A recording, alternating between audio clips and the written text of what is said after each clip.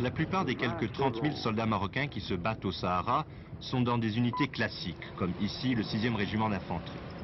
Pour que ces forces puissent intervenir, il faut d'abord que le Polisario se découvre, le plus souvent en attaquant un convoi ou un poste isolé. Ensuite s'engage une bataille en forme de course-poursuite qui ne s'arrête qu'à la frontière algérienne. Face aux attaques surprises, à la mobilité du Polisario, l'armée marocaine est donc condamnée à multiplier les grandes opérations comme celle-ci, à multiplier les garnisons isolées qui offrent autant de cibles.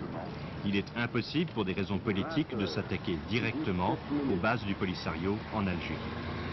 Alors, comme si souvent dans les conflits opposant des guérilleros à une armée classique, une solution purement militaire semble impossible.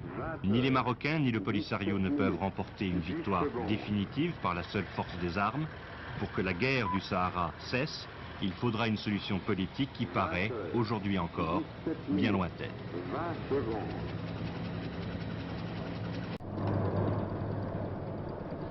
Plusieurs fois par mois, sans que l'on puisse en prévoir la date pour éviter toute embuscade, les unités mobiles de l'armée marocaine se réunissent à l'abri des défenses avancées des grosses garnisons pour organiser des convois destinés à réapprovisionner ou à secourir les postes et villages disséminés dans cet immense désert. L'armée marocaine ne prend aucun risque. Tous ces véhicules, même ceux de transport, sont hérissés d'armes de tout type. Ces unités du 6e régiment d'infanterie portée vont convoyer sur 300 km des camions lourdement chargés de vivres, d'eau, de matériel, de munitions et de soldats de relève.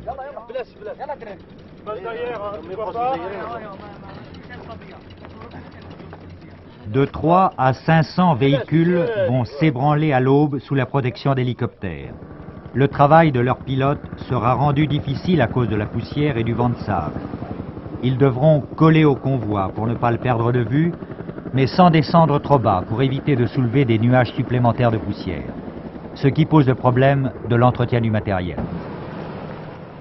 300 km, dont les 3/4 seront effectués sur des pistes, mélange de raies caillouteux parsemés d'épineux et de dunes.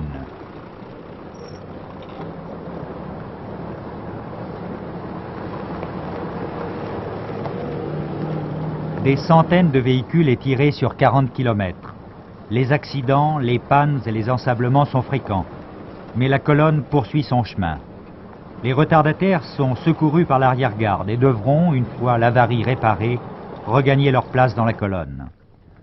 En cas de crevaison, ce qui arrive souvent sur les épineux, on soulève le véhicule à la main pour changer la roue et l'on repart.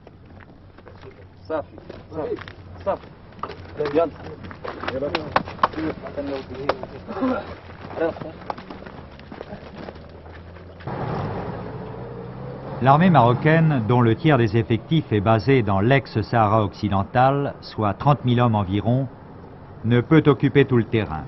Aussi est-elle obligée d'établir des garnisons reliées entre elles par ces convois, ce qui la rend vulnérable.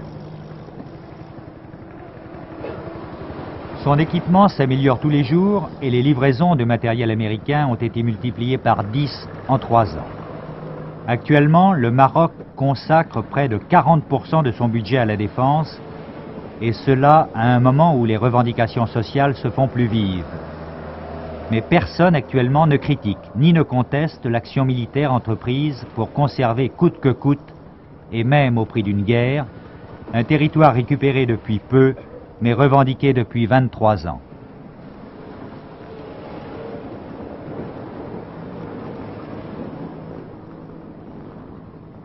Cette guerre subversive à laquelle est contrainte le Maroc, il la jouera avec toutes ses armes, persuadé cependant que la solution de ce conflit ne se trouvera pas sur le terrain, mais dans une entente avec ses voisins, l'Algérie et la Mauritanie.